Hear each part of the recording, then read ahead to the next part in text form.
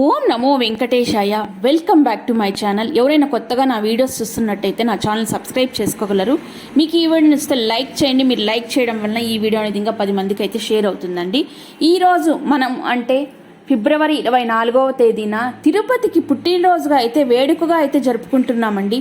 ఎందుకు అలా జరుపుకుంటున్నాం, ఫిబ్రవరి 24వ తేదీన ఎందుకు తిరుపతి పుట్టినరోజు అనే విషయాల్లోకి మనం ఇప్పుడు వెళ్ళినామంటే, శేషాచలంపై వెలిసిన శ్రీ వెంకటేశ్వరుడు వెలిసిన దివ్యారామ తిరుమల శ్రీ హరి ఆధ్యాత్మిక నగరి తిరుపతి, కొన్నేళ్ల వందల సంవత్సరాల చరిత్ర ఉన్న తిరుపతికి అయితేనా ఒక చిన్న గ్రామము.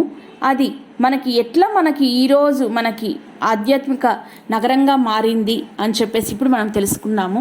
మానవ జీవన విధానాన్ని చరిత్రకు నిలవెత్తు సాక్ష్యాలు ఇప్పటికీ శిలాశాసనాల ద్వారా అయితే తిరుపతి ఘన చరిత్రను అయితే చూపిస్తున్నాయి.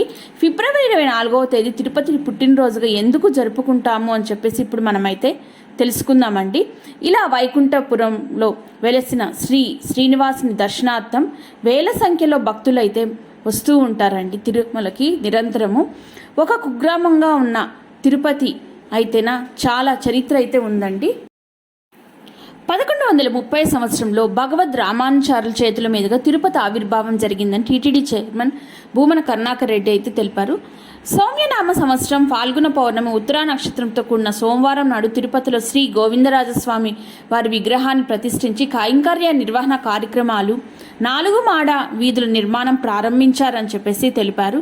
కలియుగం ప్రత్యక్ష దైవం వెంకన్న పాదాల చెంత వెలిసిన ఆధ్యాత్మిక నగరి తిరుపతి ఈరోజు అంటే ఫిబ్రవరి 24వ తేదీన 894వ ఆవిర్భావ దినోత్సవాన్ని అయితే జరుపుకుంటుంది.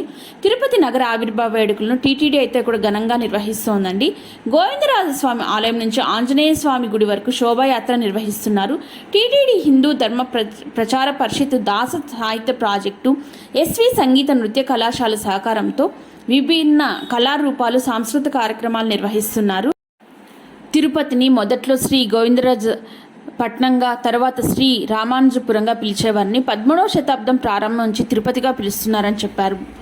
అలాగానే మరోవైపు ఆవిర్భావ దినోత్సవానికి స్థానికులతో పాటు శ్రీవారి భక్తులు కూడా పెద్ద ఎత్తున అయితే ఈ వేడుకలో అయితే పాల్గొంటున్నారండి. అంటే ఈరోజు ఫిబ్రవరి 24వ తేదీన అయితే మనకైతే తిరుపతిలో అయితే ఘనంగా అయితే వేడుకలు అయితే జరుగుతున్నాయండి. ఇందులో అయితే ఎవరైనా పాల్గొనవచ్చు, బయట నుంచి కావచ్చు, అలాగనే శ్రీవారి భక్తులు కావచ్చు, ఎవరైనా కావచ్చు. మొత్తం పైన మనకి ఈ తిరుపతిలో అనేది ఫిబ్రవరి 24వ తేదీన 894వ పుట్టినరోజుగా అయితే తిరుపతి అయితే జరుపుకుంటుందండి. ఒకసారి తిరుపతికి బర్త్డే విషెస్ కూడా చెప్దామండి. హ్యాపీ బర్త్డే టు తిరుపతి అండి. ఈ వీడియోస్ మీకు నచ్చితే లైక్ చేయండి, షేర్ చేయండి, నా ఛానల్ని సబ్స్క్రైబ్ చేసుకోండి. ఇలాంటి మరొక వీడియోతో మేము ముందుంటానండి. అంతవరకు సెలవు. ఓం నమో వెంకటేశాయ.